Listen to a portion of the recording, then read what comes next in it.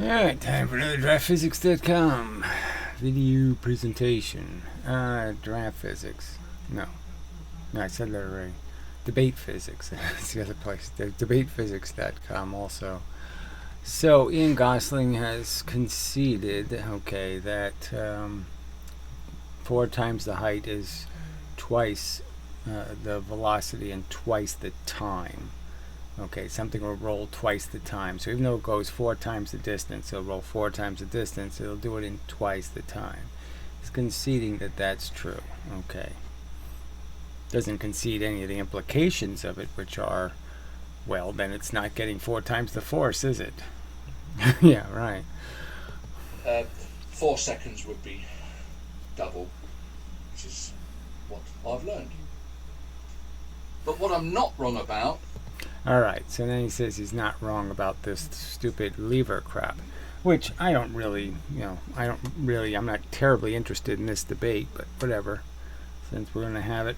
I'm just saying that because of the experiments I've done, I just can rule out some of the stuff you're saying. So that's, the argument is that it doesn't, if the glove don't fit, you got to acquit. Well, in this case, what you're saying doesn't really fit.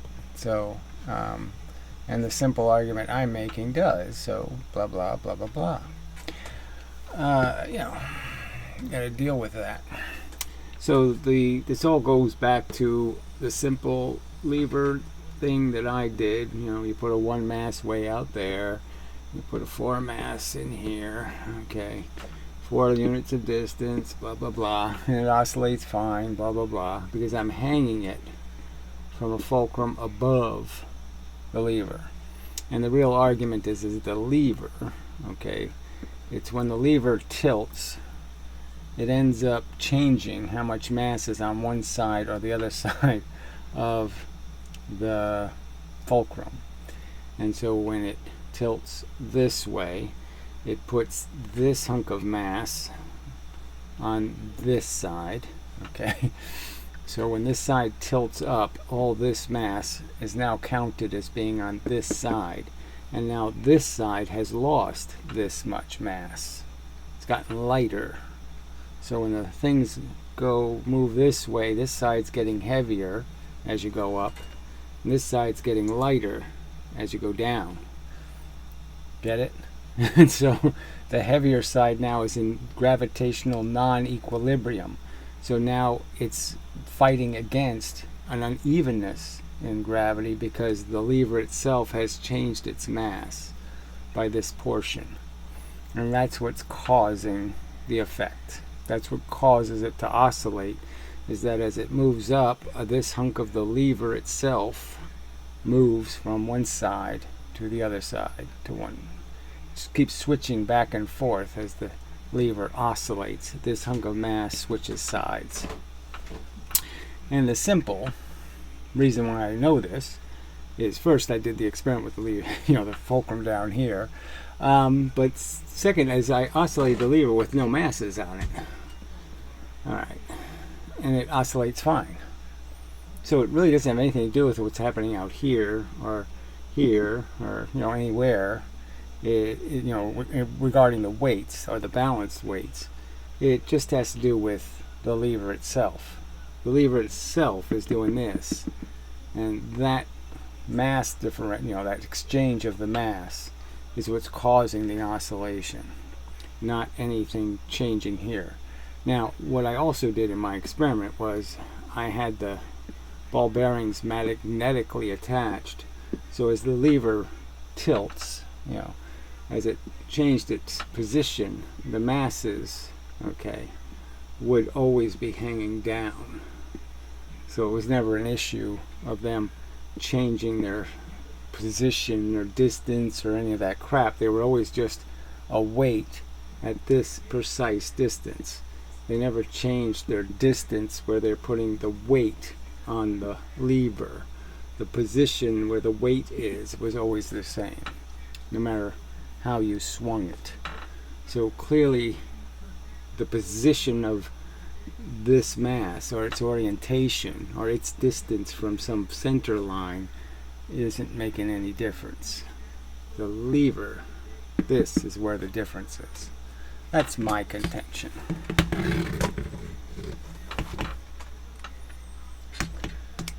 And such. So go ahead and do the same thing you've done 4 times now.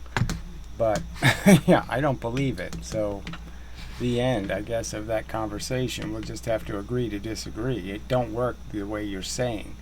That mathematical gimmick is just that, a gimmick. It's ignoring the real cause of the effect. As you say, as these weights travel around in the arc, their position does not change. Nothing changes. Their weight doesn't change. And the force just... They're always putting the same weight on the same position on the lever is the argument. So they always have the same weight on the lever. I think we could do with a little less volume, y'all. This probably should be up higher to get better quality. And this should be much lower. Something like that anyway. So many little details. Hit the button. Distance from the center doesn't Well, that's no good. Yeah. That didn't fix anything. Alright. There we go about there. change. Well, you're wrong, Gary. If we measure from the line of action through the fulcrum, this one is 50 and this one is 50. Do it yourself on a bit of paper and you prove that I'm right. I don't need to, okay? I don't buy the argument. No matter what I do with these masses, I make them stick, I make them rigid, I make them stick in a direction. It's not going to change anything. Their weight is their gravitational weight. It's putting a certain pressure on the lever. The light mass is putting a lighter mass, okay, a lighter weight on the lever, but it's doing it at a further distance out. You know, and that's what's compensating. So it will have to move twice the velocity. But I'm just saying it doesn't matter what position it is. It doesn't matter its distance from some action line. As it's moved to this position, you'll measure this one as 45 and this one is 35. All right, we'll do this same diagram with no weights on the lever, and then explain how the center of mass of the lever is changing.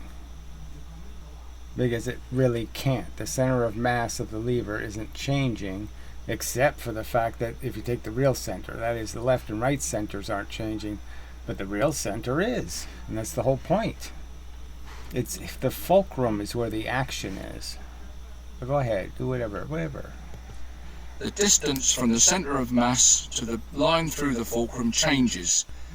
Horizontally, it's equal both sides. When it's at an angle, it's different, and that's what causes the force, and it goes backwards and forwards. The force changes back to and fro. No, so I'm just saying, even if I didn't use magnets and I didn't allow them to always hang down, if I did glue them and they started turning, it wouldn't make any difference. And you say it doesn't matter that the weight's outside. Of course it matters that the bloody weight's outside. This is the thing of the balance. We've got weights hanging on the outside. That's the whole point. They're in balance. So they can't create the imbalance. The imbalance has to be created by something that's not in balance. They well overpower the weight of the lever. It's the lever itself. But you can see that when they oscillate, it oscillates at this very regular, kind of slow. You can't force the oscillation to go very fast, blah, blah, blah, blah, blah. So all of that is just because there's a certain amount of mass that you're switching to both sides. So if you start the lever high, then you can get a little bit quicker oscillation. You start the lever very slow, then you get a slow oscillation. But that's it. I mean, technically it's the same time, but it moves more in the same time, so it looks faster. But that's all there is. It's just the momentum that you're exchanging by changing how much of the lever's weight you do. So if you did this with a really thin wire or something, some piece of whatever, carbon fiber, maybe you could find that you can't make a balance anymore. That it won't work. Because it can't absorb enough energy to oscillate. Made insignificant to the bloody weights. It's the weights that's important on the outside. Yes, says you. And as it turns, the force does change. How can it? Like I said, if it's hanging, if I'm hanging the weight from a chain, let's say, I hang it from this position on the lever, and it's a chain hanging down. You get it? I mean, that can never weigh something different. It's always applying the same force on the lever. Do this geometrical drawing and you'll see it yourself. You won't find a single person on the planet who would disagree with it. Oh, whatever. I mean, just go bold talk from a fat, stupid, bald shit fucker. I mean, what the fuck was that? Oh, god damn, you're disgusting. The fact that you are morons is not my problem, okay? So, you know, this idea that, the argument from populists, your ideas aren't popular. Oh. Gee, I'm so worried about that. If there is anybody, please let me know. Yes, this bloody picture again. You're just an idiot. You're just a fucking lying sack of shit, okay? It's a simple enough drawing. Point A, point B. You won't put a point A, point B. Alright, it's that simple. The faster you go from point A to point B, the less gravity will affect you. Fact, fact, fact. It'll be a fact forever. It'll never not be a fact, you motherfucking piece of shit. It was a fact 500 years ago. Galileo certainly knew it. And you're just playing goddamn games here. Good, pull your hair out. This is what I mean about, if we're going to all argue about who scored the goal in football, not American football, not soccer, it's football, you. Kicking a ball, football. We're going to argue about who's right and wrong. We've got to know the rules. We've got to agree on the rules. You can't agree on simple logical rules. When I'm talking about the cart rolling through gravity. Yeah, you just conceded you were completely wrong. Your whole last video was a big pile of shit because you kept arguing how, well, it's 4 times the force because it's in the gravity 4 times as long. Well, all that shit was just what I called it, shit.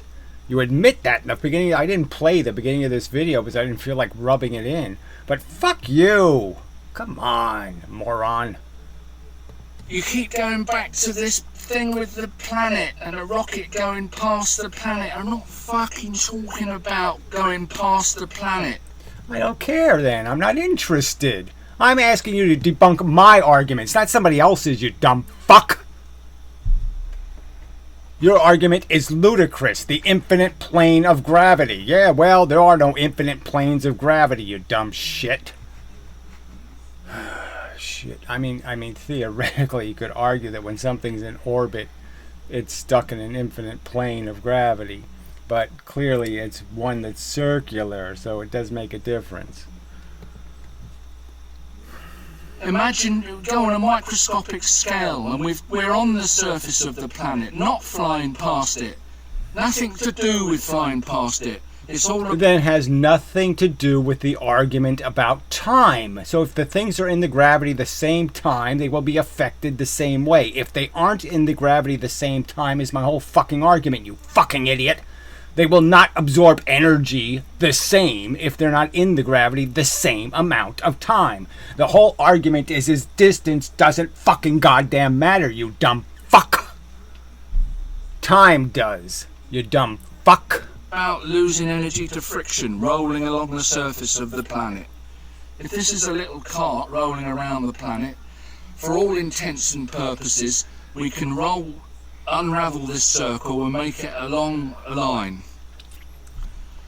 Which is nothing in the real universe. Nothing. There is no such thing in the real universe. So what the fuck are you talking about? Again, you're not comparing time to distance. You're just saying I'm going to forget all about time and just pretend all distances have exactly the same gravitational pull across them and everything is in them for exactly the same time. So it's just an idiotic statement. You've just ignored the entire fucking argument, and this is such... Yes, fuck you, alright? I just won't bother playing your videos because you're not on the fucking subject. Nowhere close. I mean, you have the drawing right here. You're going from point A to point B. The simple argument is you will get wetter if you walk slower. If you walk faster from point A to point B, you will get less wet. That is an absolute fucking fact. And you're a fucking idiot to play this game pretending I can evade that fact. Fuck you.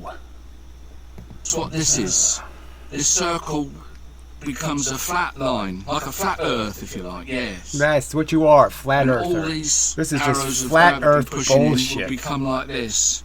Now you can't escape the gravity. We're rolling along the surface of the Earth, and every time I try to make that clear, and you're going, what's he talking about? What's he talking about? And then you go and prove what I'm talking about, because you bring up this stupid argument about flying past the planet. So you're moving from outside the gravitational I'm not even going to bother then. I'm done. I'm not even going to play the rest of the video. Fuck you. There's nothing stupid about the argument. It absolutely proves that gravity is a time-dependent force. All right? And you're a fucking moron because you think no matter how fast I go across that field, no matter how fast I travel by the sun, I'm going to be bent the exact same amount.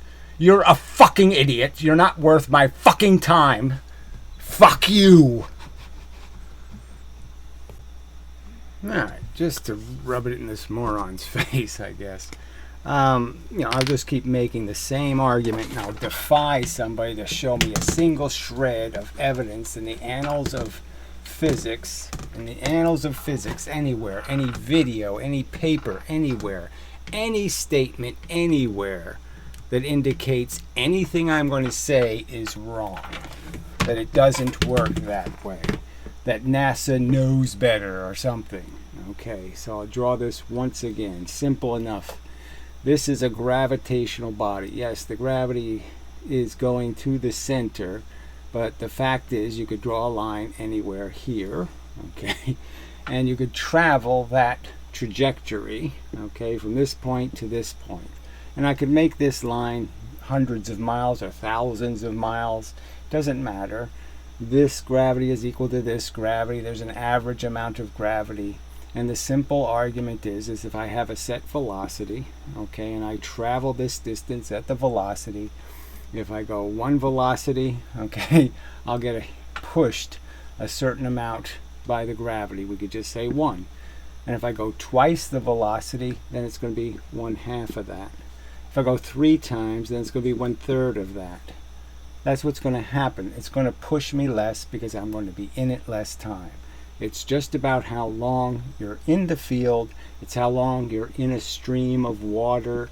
However you want to analogize it. It's how long you're standing in the rain. Okay, you're going from point A to point B. All that's going to matter in terms of how wet you get is how fast you go. Okay, so that's the gravity argument. And it's also true, as I pointed out, if you travel with the rain, okay, because the rain's really fast, okay, the force of gravity is moving the speed of light. So even if you're going with it, even if you're moving with the rain, so let's just say that this was the rain analogy, and it's rain coming down at the speed of light. Even if you're going with it, okay, it's still going to push you, and it's still going to push you by these same rules. All I need to know is the force differential and how much time are you in it free falling, and that'll tell you exactly how much energy something has collected. So in the case where something falls from 4 times the height, the absolute fact is, okay, it's an absolute fact, no one's going to prove otherwise, there's no evidence otherwise, nothing. No, you can't defeat this simple argument. The fact is it travels 1 velocity here, it travels 2 velocities here. Here it gained only 1 velocity, 1 increase in its velocity, and 1 increase here. Same. Okay, it's going 1/2 its speed. Okay, here. 1/2 its final speed. It's 1/3, 1/4 of the distance. Okay, so it's a 3, 1, 3, 5. This is all stuff Galileo already discovered, already figured out. Okay, this unit of time, the amount of time it'll take you to do this, will be the same time it took you to do this. These are facts. And the same thing happens when you roll something. So and again, to get twice the velocity or in the gravity, twice the time. Twice the velocity, twice the weight. That's what happens. Those are the facts. Okay, and the rolling thing is exactly the same thing. Galileo did it on a ramp, and he pointed out that this ramp can have any pitch. I can make the ramp this way, I can make the ramp this way, I can make the ramp that way. Doesn't matter, same rules apply. 1, 3, 7, 9, And so the same thing is going to happen here. Okay, I roll two objects, one velocity, two velocities. This one will go this far, that's it, in a unit of time, 1 unit of time. This thing will go 3 units of distance in 1 unit of time. And then one more that'll be exactly this. This whole adventure here, this one velocity, it'll go 1 velocity here. 3/4 of the way down the track, it's going to be going 1/2 the velocity. And so this will be identical to this in terms of the friction, and this will be the same as this in terms of the friction. This ground will have absorbed the same watts. Let's say it's 300 watts of heat. This will have exactly 300 watts of heat. These are facts. Absolute facts. There's no experiment that'll ever show this isn't true, that you're going 1/2 the velocity right there, 3/4 of the way down the track. No experiment will show that it takes more than 2 seconds to fall 4 times the distance. No experiment's going to show any of these facts to be wrong.